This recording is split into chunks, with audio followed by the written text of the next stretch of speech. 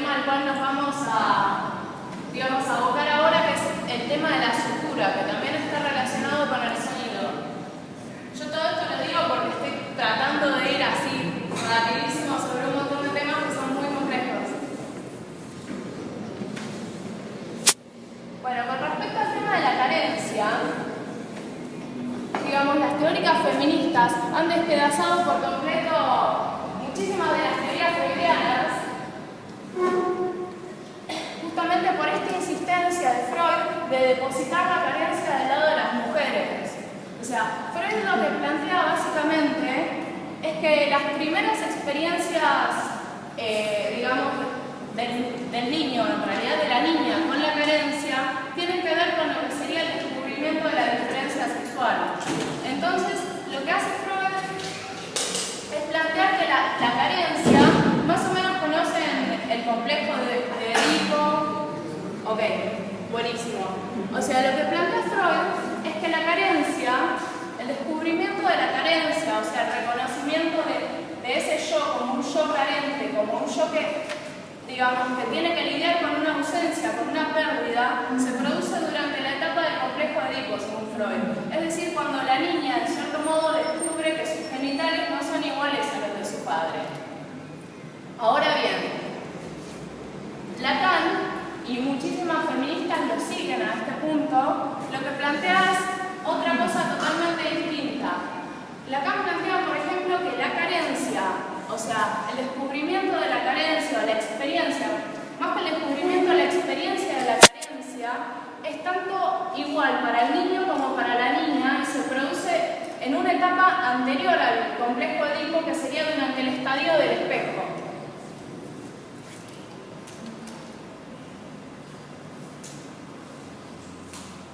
El estadio del espejo, o sea, más o menos es, digamos, a los 6 meses de edad del niño o de la niña. Y, digamos, y Lacan habla de esta experiencia de la carencia, de esta experiencia de fractura, de rompimiento, como algo que es indistinto tanto para el niño como para la niña. O sea, durante el estadio del espejo se produce este proceso de autodivisión del yo, de fractura del yo. O sea, es cuando el niño o la niña se ven frente al espejo y se reconocen como un yo separado de un otro. O sea, está toda esta idea, digamos, de la unidad indivisible entre la madre y el hijo. Y, digamos, y eso se rompe, se pierde al llegar el momento del estadio del espejo. O sea, cuando el niño o la niña se aprenden a sí mismos como un yo diferenciado de otro, de otras cosas. Entonces, Cayo Silverman, comienza su libro El espejo acústico, denunciando en cierto modo, digamos, no solamente el hecho de que Freud, digamos, o más que Freud, digamos, como las asunciones freudianas, o digamos, o las lecturas freudianas que se hicieron posteriormente. Lo que Cayo Silverman denuncia básicamente es que Freud no solamente, digamos, está pasando de largo, está borrando, digamos, todas las experiencias relacionadas a la carencia, la complejidad de experiencias relacionadas a la carencia por las cuales transita el niño o la niña, sino que también lo que está diciendo es que Freud mismo está performando un acto de desplazamiento. O sea, lo que está haciendo Freud, digamos, es alejar la experiencia de la carencia del sujeto masculino para depositarlo enteramente en el sujeto femenino. ¿Y qué pasa con el cine? El cine funciona de una manera muy similar a esto. O sea, no sé si más o menos se entiende. ¿Me vienen siguiendo? Ok, perfecto. Bueno. Pasa que son años y años de teoría feminista que no se vieron en la facultad, entonces siento como que tengo que empezar a hacer. Bueno, Laura Mulvey, en su ensayo Cine narrativo y placer visual, que es considerado como una de las piedras angulares de la teoría cinematográfica feminista, es un ensayo del 75, lo que plantea Laura Mulvey es, digamos, cómo la representación cinematográfica lo que hace es continuar validando esta idea de la carencia en relación a la construcción del sujeto femenino. O sea, básicamente, cuando pensamos en términos de cine narrativo, representativo e industrial, cuando pensamos en lo que son las codificaciones de los personajes, encontramos que hay una dicotomía muy grande entre la construcción de un sujeto masculino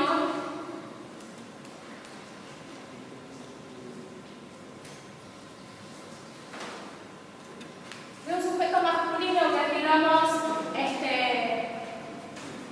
digamos, el sujeto que mira, el sujeto que actúa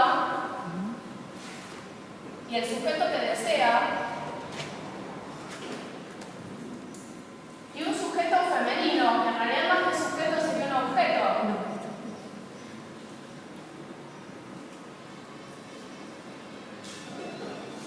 Que digamos que es mirado, que es protegido y que es deseado. O sea, digamos, esta dinámica de poderes se encuentra, digamos, profundamente codificada en lo que sería el cine narrativo tradicional. Y esto no solamente funciona, digamos, en términos de imagen, sino que también, o sea, funciona profundamente en el campo del sonido. Ahora lo vamos a ver más adelante. Volviendo un poco a la idea de carencia, Silverman también plantea que así como, digamos, el sujeto masculino no desea ser asociado a la idea de carencia, niega por completo aquella carencia que lo constituye, el espectador cinematográfico funciona de una forma muy similar. O sea, básicamente el dispositivo cinematográfico funciona en base, bueno, cuando vimos la unidad de montaje, todo esto lo vimos, pero funciona en base a un principio de fragmentación y a un principio de juntura. O sea,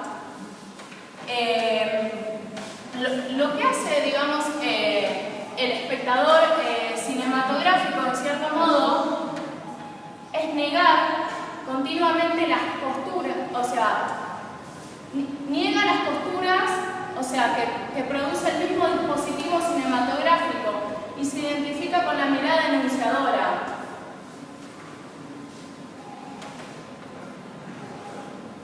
Ahora me ordeno un poquito mejor como para irme explicando.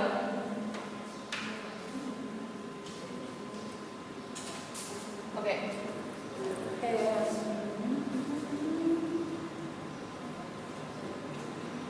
Bueno, por ejemplo, digamos, ¿cómo funciona? ¿Cuál es el mecanismo a través del cual, digamos, consagra su eficacia lo que sería el cine narrativo, representativo, industrial?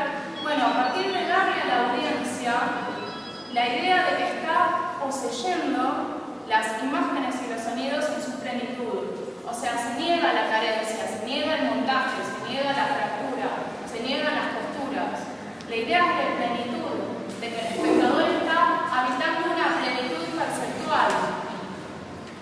El espectador lo que hace continuamente, y digamos, esta idea de plenitud perceptual, en cierto modo, se vincula a la noción de placer narrativo, del cual habla tanto Laura Murphy.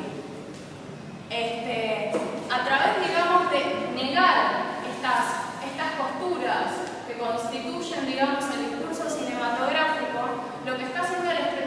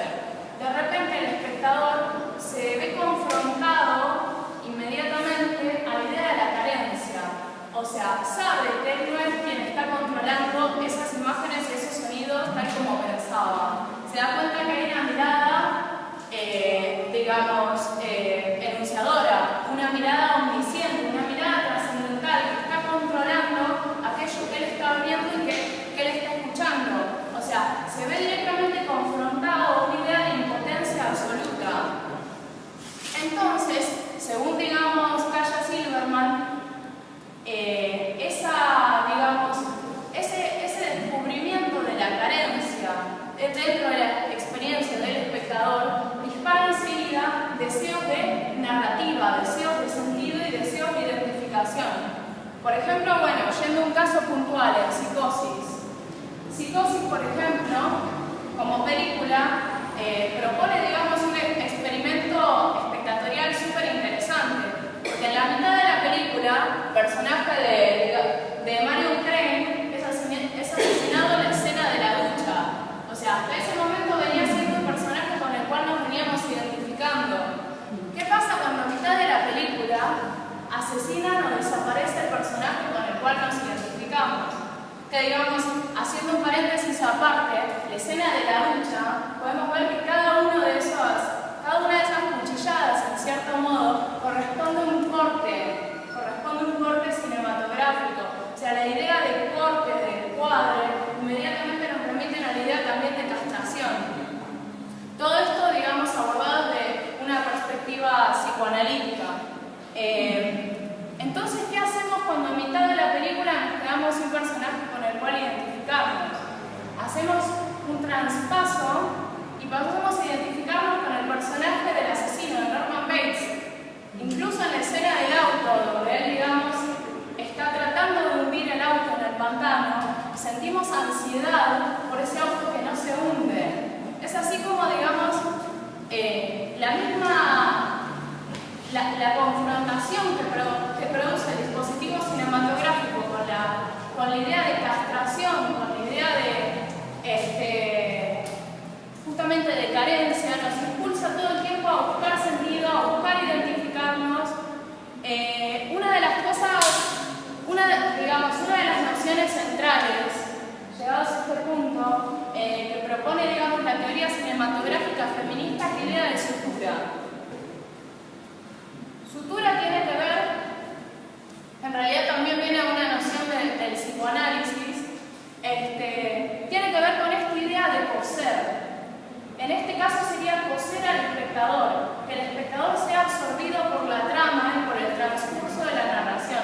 O sea, el cine, digamos, tiene como muchísimos mecanismos a través de los cuales, digamos, esta fractura, esta herida traumática que se le va infringiendo al espectador con cada corte, con cada encuadre distinto, con cada manipulación, digamos, de esa mirada enunciadora, digamos, es como que el cine mismo propone una idea de sanación a través de la narración. Ahora lo voy a explicar un poco mejor. Pensemos, por ejemplo, en el mecanismo del plano contra plano.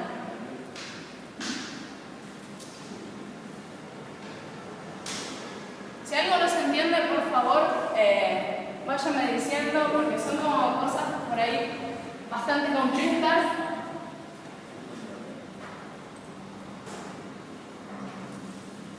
Yo voy a dar un ejemplo de plano contra plano sumamente pavote. Por ejemplo, tenemos este plano. Imaginen que estamos viendo un western.